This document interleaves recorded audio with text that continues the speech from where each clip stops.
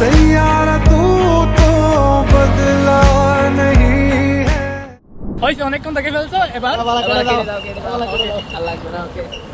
তোমাকে ভিডিও করতেছি দেখো দেখো দেখো দেখো।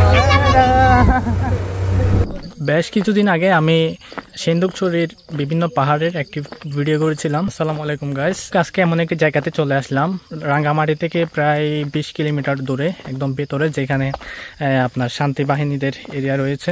এই জায়গাতে, এই জায়গাটার নাম কি বলো যে? এই যে এখানে গাইস আমরা এখন আছি রাঙ্গামাটি থেকে প্রায় 20 কিলোমিটার দূরে হবে, যে জায়গাটার নাম হচ্ছে বেতবুনিয়া।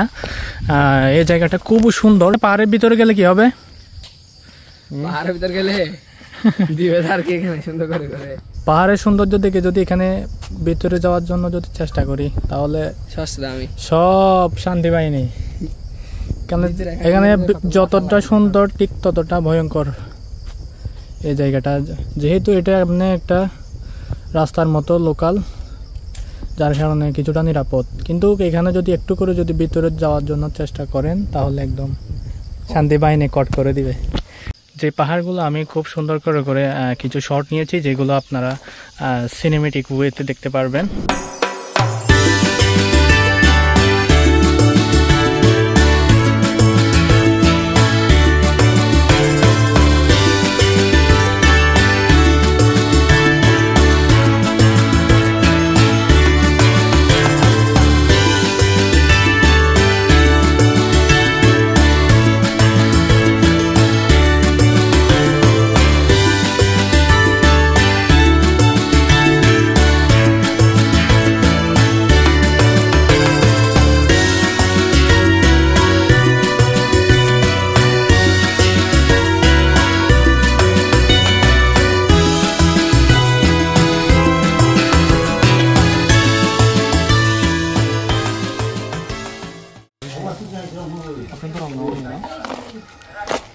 আগো ভাই দেখছি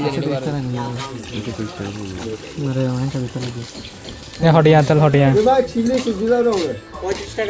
পাহাড়ের ভিতর দাঁড়িয়ে দেবে 140 টাকা 135 বলতেছে। 130 টাকা দিলে নয়। আমরা এখন এই পর্যন্ত আসছি, সামনের দিকে আর যাওয়া যাচ্ছে না, বিকল্প রুট বের করতে হবে।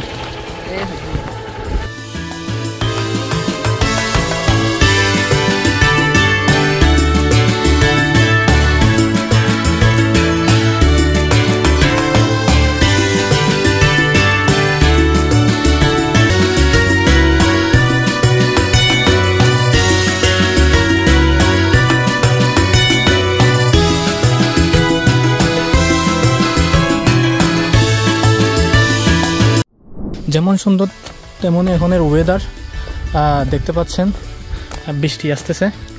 আসলে এটা হচ্ছে শান্তি বাহিনীদের এরিয়া। আমাদের অনেক ভেতরে চলে আসছি, আমাদের লোকালওয়েতে, বিশেষ করে রাঙ্গামাটি যেটি হাইওয়ে আছে, এখানে বেশ কয়েক কিলোমিটার যেতে হবে, এরপরেই আমরা হাইওয়েটি পাবো।